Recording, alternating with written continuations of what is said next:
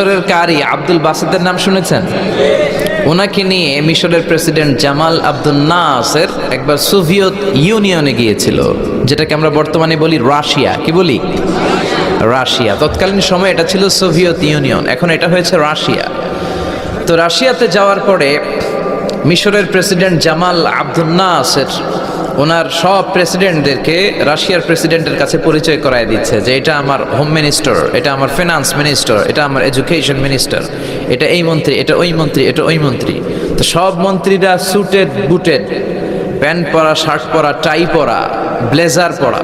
কিন্তু কারি আব্দুল বাসিত ব্লেজার পরতেন না, উনি জুব্বা পরতেন।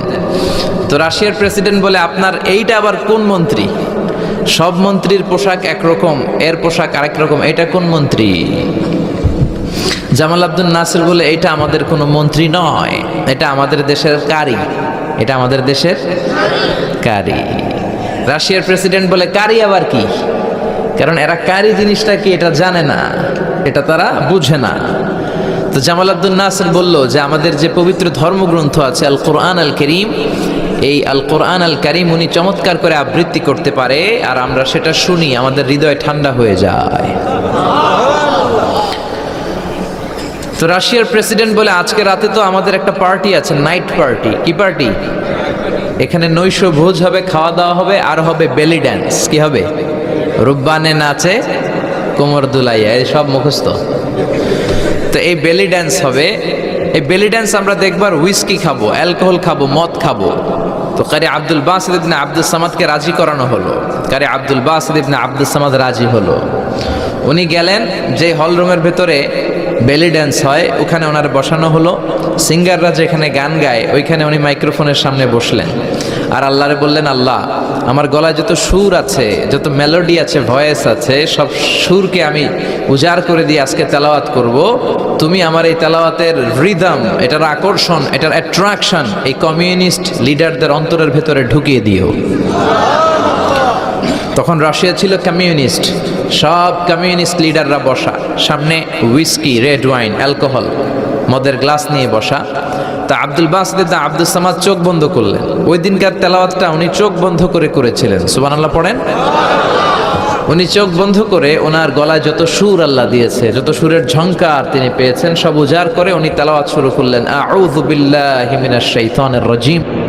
যতক্ষণ তেলাওয়াত চলেছে কেউ মদ খায় নাই, তাকিয়ে রইলেন, মন্ত্রমুগ্ধ হয়ে শুনলেন, আর সকলের চোখ দিয়ে তার দাঁড় করে পানি ঝরতে শুরু করলো।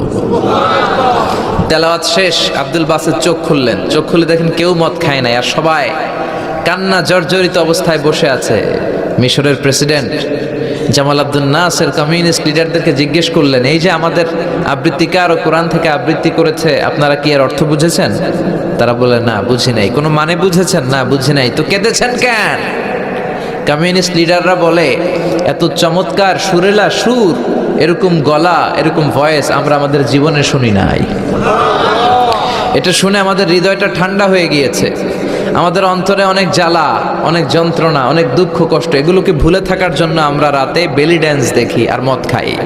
এরকম কারি যদি আমাদের দেশে থাকতো, আমরাও প্রতি রাতে বেলি ড্যান্স না দেখে কোরআন শুনতাম। তারা কাঁদতে শুরু করেছে, কোরআনের অর্থ বুঝে নাই, মানে বুঝে নাই, কিন্তু এই বিজাতিদের কমিউনিস্ট লিডারদেরও অন্তরটারে ঠান্ডা করে দিয়েছে কে? ওই কোরআন আমাদের কাছে আছে না নাই? নাকি আব্দুল বাসিত আরেকটা কোরআন থেকে তেলাওয়াত করেছিল? জোরে বলেন। এই কোরআনের কোনো চেঞ্জ হয়েছে? ১৫০০ বছরের এই লম্বা সময়ে কোরআনের একটা আয়াতও চেঞ্জ হয়েছে? একটা শব্দ, একটা অক্ষর, একটা জের জবর পরিবর্তন হয়েছে? জোরে বলেন, হয়েছে? এই কোরআনের মতো আরেকটা বই যদি আমরা পৃথিবীর সবাই মিলে বানাতে চাই, বানানো যাবে? জোরে বলেন, যাবে? আপনারা আহমদ দিদাদের নাম শুনেছেন? জাকির নায়েকের গুরু আহমদ দিদাদ একটা বই লিখেছেন, the ultimate miracle of the holy কোরআন।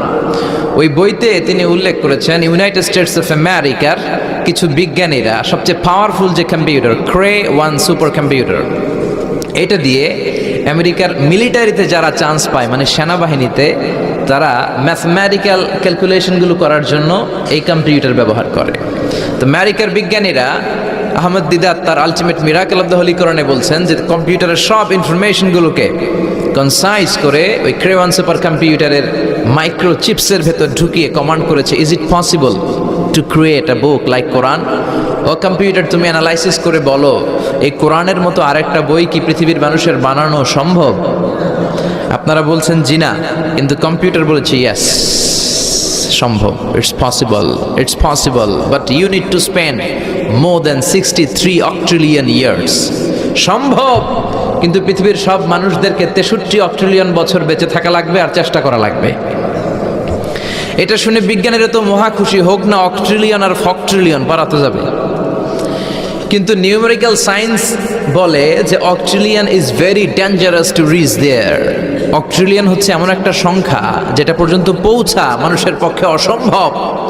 সংখ্যাতাত্ত্বিক নিয়ম আমাদেরকে শেখায় যে সংখ্যা শুরু হয় একক দিয়ে, তারপরে দশক, তারপরে শতক, তারপরে সহস্র, তারপর উজুত, তারপরে লক্ষ, তারপরে নিযুত, তারপর কোটি, তারপর মিলিয়ন, বিলিয়ন, ফিলিয়ন, জিলিয়ন, তারপরে হচ্ছে অক্ট্রিলিয়ন। সুবহানাল্লাহ কইতে পারলেন না? এই 63 অক্ট্রিলিয়ন বছর আমাদের বাইসে থাকা লাগবে। আর 63 বছরই তো আমরা হায়াত পাই না, ঠিক কি না?